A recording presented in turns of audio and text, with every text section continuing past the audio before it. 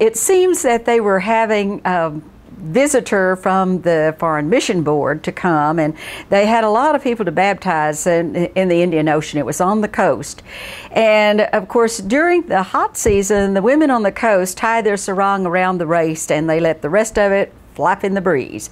So the man who was in charge, the missionary in charge, decided that wouldn't be very good for this Buanam Kubwa, this important person from the Foreign Mission Board, to come and see those women as he was baptizing them with no clothes on the top. So he goes and buys these white t-shirts so that everyone would have a white t-shirt for the baptismal service in the ocean. So it was just going to be a perfect day. So many people had been won to the Lord, and they were going to have this baptismal service. And so it was just fine until the women show up and they had cut holes in the t-shirts. So not only was it seeable, it was emphasized. And that story was told for the truth.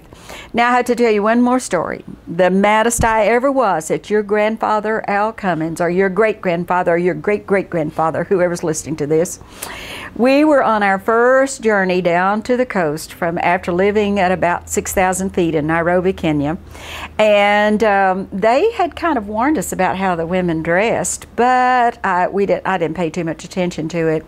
So we got down. Tim and Jim were only 5 and 6 years old when we started out to Africa, and it was our first vacation. We were going to the mission guest house, so they gave us instructions how to get there. We turned off the main road and we started down this little sandy track to get to the guest house on the Indian Ocean.